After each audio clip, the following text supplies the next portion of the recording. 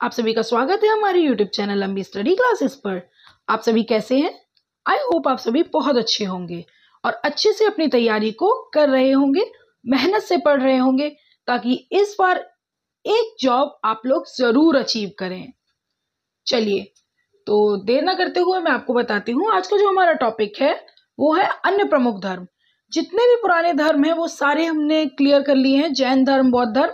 अब जो अन्य प्रमुख धर्म रह गए हैं उन्हें हम आज कवर करेंगे। बौद्ध धर्म, जैन धर्म, उनके लिए मैंने वीडियोस बनाई हैं और मैंने अपने यूट्यूब चैनल पर उनको डाला हुआ है, तो आप उन्हें ज़रूर देखिएगा।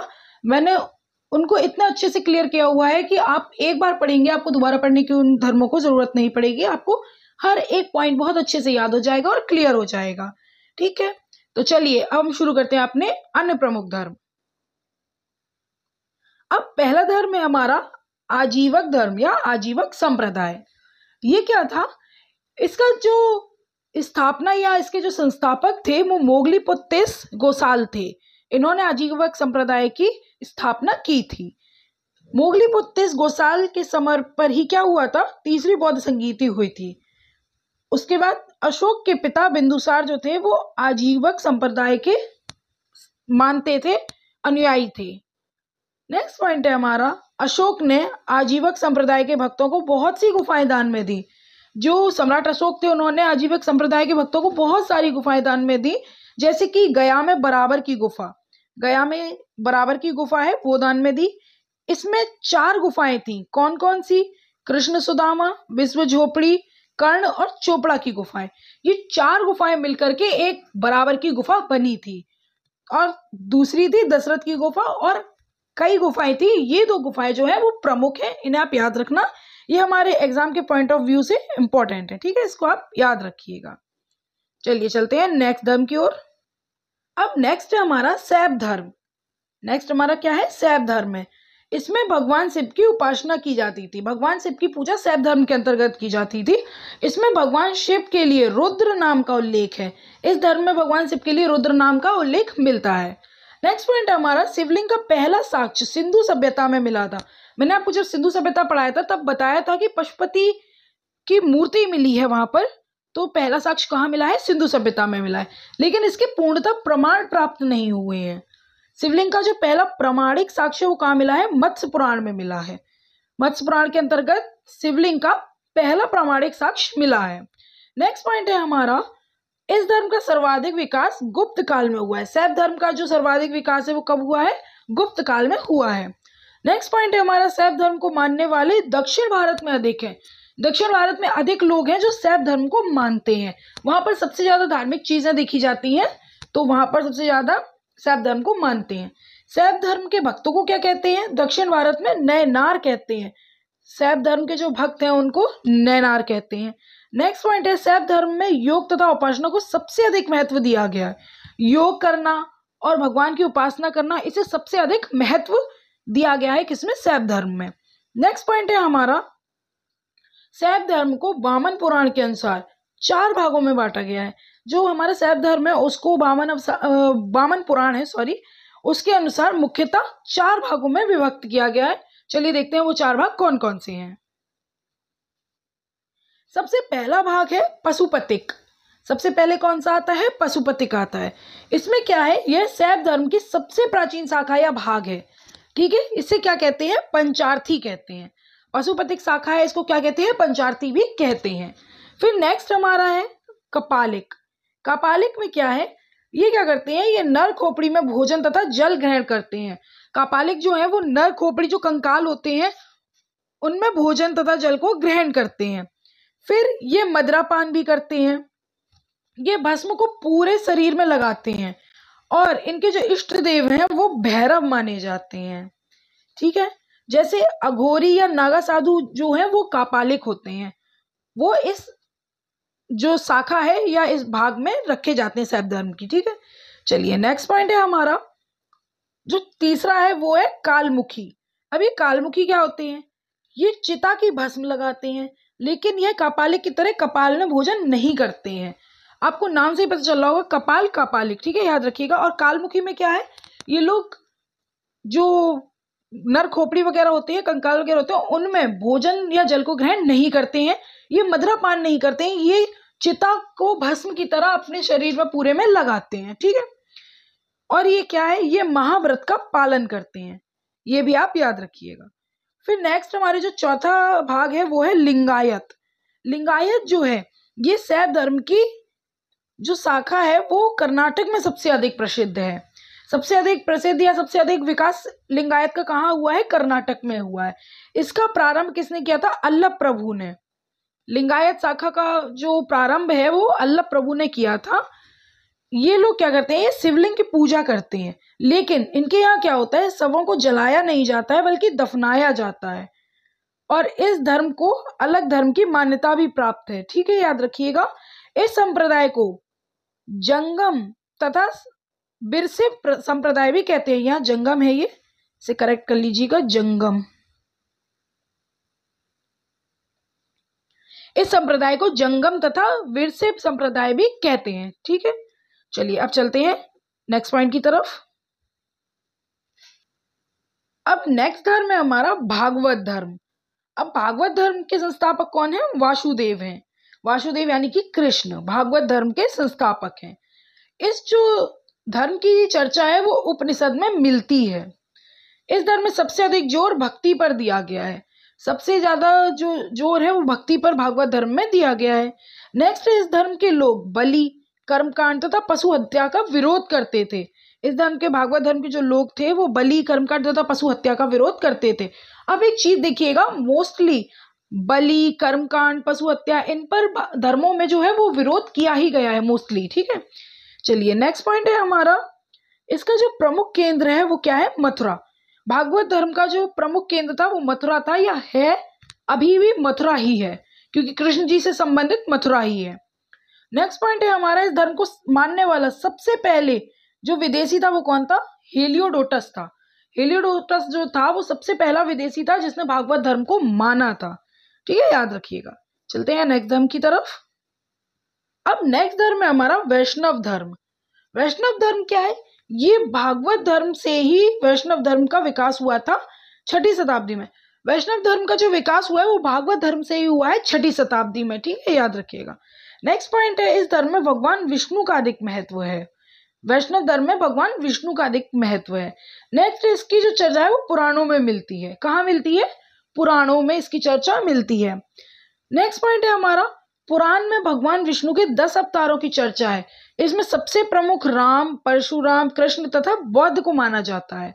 ठीक है, याद रखिएगा। फिर नेक्स्ट है हमारा, इस धर्म के भक्तों को अलवार या पंचरात्र कहते हैं। वैष्णव धर्म के जो भक्त हैं उनको अलवार या पंचरात्र कहते हैं। इस धर्म को मानने वाले लोग पूर्णतः शाकाहारी होते हैं। वैष्णव धर्म को मानने वाले जितने भी लोग हैं वो पूर्णतः शाकाहारी होते हैं। हर जगह हर चीज चेंज होती रहती है। अब ये मत कहिएगा कि ये लोग मांस खाते हैं या कुछ भी नॉन वेजिटेरियन है, लेकिन मोस्टली जो लोग होते थे वो कैसे होते थे, वेजिटेरियन होते थे, शाकाहारी होते थे। जो चीजें हैं वो समय के साथ परिवर्तित होती जाती हैं, तो वही परिवर्तन धर्मों में आने लगे हैं। आपने देखा होगा जैन बौद्ध धर्म में कैसे परिवर्तन आए थे, उसी प्रकार हर धर्म में जो है परिवर्तन, चेंजेस आते रहते हैं, तो इसमें भी चेंजेस आए हैं। फिर नेक्स्ट पॉइंट है हमारा, इस धर्म में भक्ति को सबसे अधिक महत्व दिया गया है। इस धर्म में भी जो है भक्ति को ही सबसे अधिक महत्व दिया गया है। नेक्स्ट है हमारा, इस धर्म को अवतारवाद भी कहते हैं। वैष्णव धर्म को क्या अवतारवाद भी कहते हैं।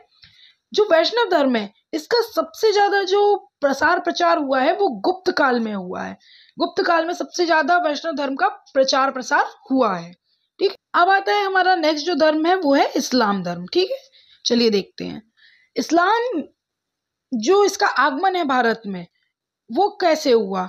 इस्लाम का आगमन भारत में 712 ईस्वी में अरबों के द्वारा सिंध पर विजय प्राप्त करने से हुआ था।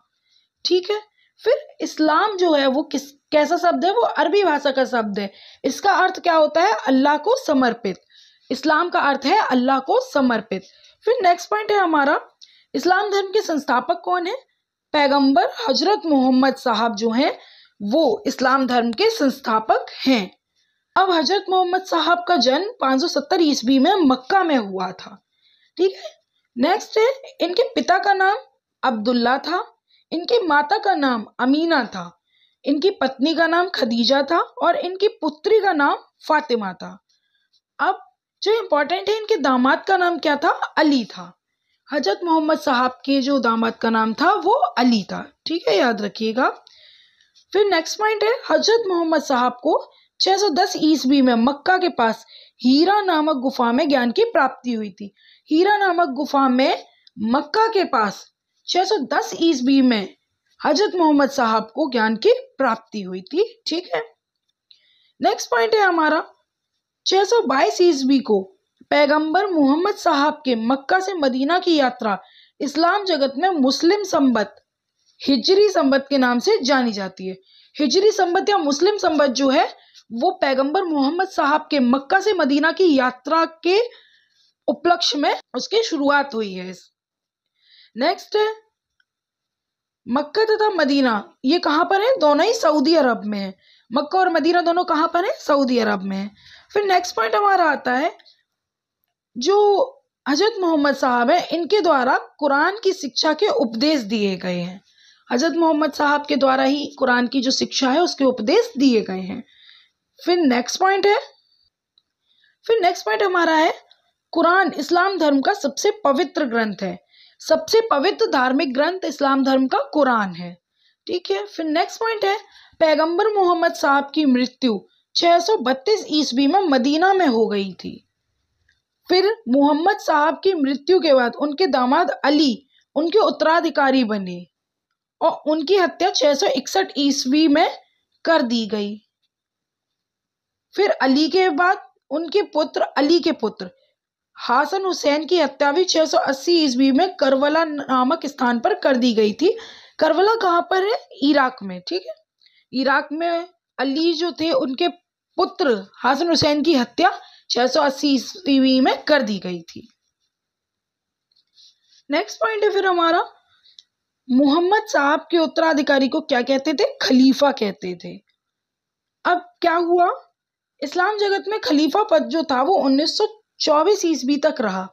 1925 ईस्वी में तुर्की के शासक मुस्तफा कमाल पाशा ने इसको समाप्त कर दिया।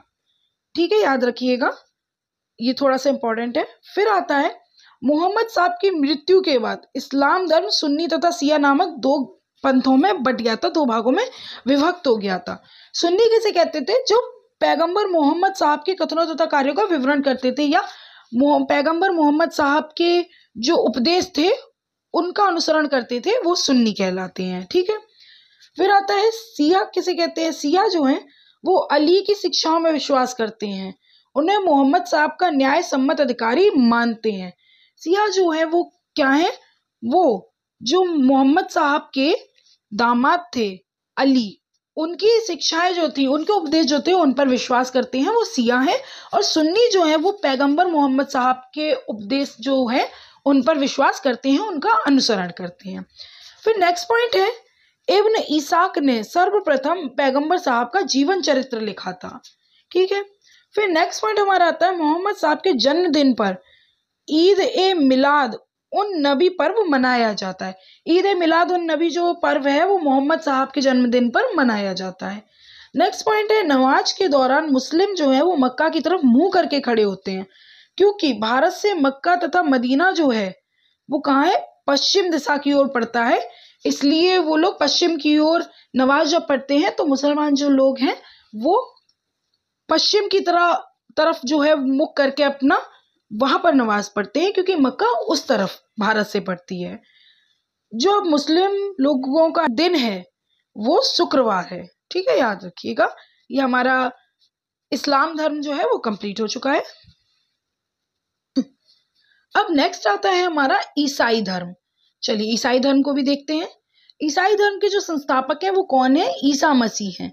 ईसाई धर्म के संस्थापक ईसा मसीह हैं। जो ईसाई धर्म का प्रमुख ग्रंथ है वो क्या है? बाइबल। बाइबल जो है वो ईसाई धर्म का प्रमुख ग्रंथ है। फिर नेक्स्ट हमारा आता है, ईसा मसीह का जन्म जेरूसलेम के निकट बैथलेहम नामक स्थान पर हुआ था। अब जो ईसा मसीह का जो जन्म दिवस है उसको क्रिसमस के रूप में मनाया जाता है, ये आप याद रखिएगा। नेक्स्ट पॉइंट है हमारा, ईसा मसीह के पिता का नाम जोसेफ था, माता का नाम मेरी था। इनके जो प्रमुख और प्रथम 2 शिष्य थे वो कौन थे? एंड्रूस और पीटर थे। फिर आता है ईसा मसीह को सूली पर चढ़ाने वाला कौन था? वो रोमन गवर्नर पोर्टियस था। रोमन गवर्नर पोर्टियस जो था उसने ईसा मसीह को सूली पर चढ़ाया था। और कब चढ़ाया था? 33 ईस्वी में। ठीक है। फिर नेक्स्ट पॉइंट हमारा आता है ईसाई धर्म का सबसे पवित्र चिन्ह क्या है? क्रॉस। आपने देखा होगा क्रॉस का जो चिन्ह है वो ईसाई लोग गले में भी पहनते हैं और चर्च में भी वही जो चिन्ह है वो बना होता है। ये इनका पवित्र चिन्ह है। ठीक है। फिर आता है इनका सबसे प्रमुख दिन क्या है? रविवार है। ईसाई धर्म का सबसे प्रमुख दिन रविवार है। ठीक है। अब हमारा आता है पारसी धर्म। अब हम देखते हैं पारसी धर्म। पारसी धर्म के संस्थापक, पारसी धर्म के संस्थापक कौन है? जरथुस्त्र। ये कौन है? ईरानी थे जरथुस्त्र। ये पारसी धर्म के संस्थापक थे। अब उनकी शिक्षाओं का जो संकलन है वो जेंदा अवेस्ता नामक जो ग्रंथ है उसमें मिलता है। ये पारसी धर्म का सबसे धार्मिक ग्रंथ या पवित्र ग्रंथ है। जेंदा अवेस्ता ये पारसी धर्म का सबसे पवित्र धार्मिक ग्रंथ है। नेक्स्ट है पारसी धर्म के अनुयायी जो हैं वो एक ईश्वर अहुर को मानते हैं। ठीक है। नेक्स्ट है हमारा इस धर्म के अनुयायियों को अग्नि पूजन भी कहा जाता है। पारसी धर्म के जो अनुयायी हैं उनको अग्नि पूजन भी कहते हैं। पारसी धर्म का जो मूल शिक्षा सूत्र है वो क्या है? सद्विचार, सद्वचन और सद्कार्य है। ठीक है, ये याद रखिएगा। अब जो हमारे अन्य धर्म थे वो सभी कंप्लीट हो गए हैं, तो आप सभी जो है इन्हें अच्छे से पढ़ लीजिएगा। जैन धर्म, बौद्ध धर्म और ये अन्य धर्म जितने भी हैं इनको अच्छे से पढ़ लीजिएगा। मैंने पढ़ाया है, इसको वीडियो को देख लीजिएगा। अच्छे से मैंने सब कुछ कवर किया हुआ है, आप इसको बहुत अच्छे से देखिएगा। और मैं आपसे यही कहूँगी आप लोग मुझे सपोर्ट कीजिए। अगर मैं आपके लिए मेहनत कर रही हूँ तो आप लोग भी मुझे सपोर्ट कीजिए। मेरे चैनल को ज़्यादा से ज़्यादा शेयर कीजिए ताकि ज़्यादा से ज़्यादा लोगों तक ये पहुँचे और उन्हें भी बेनिफिट मिले मेरी वीडियोस का। उनकी तैयारी में उन्हें मेरी जो मैं ये तैयारी करवा रही हूँ उससे हेल्प मिले। ठीक है, तो फिर आप लोग मेरे चैनल को सब्सक्राइब कीजिए, ज़्यादा से ज़्यादा शेयर कीजिए और वीडियो को लाइक भी कीजिए। चलिए मिलते हैं नेक्स्ट वीडियो में। Thank you.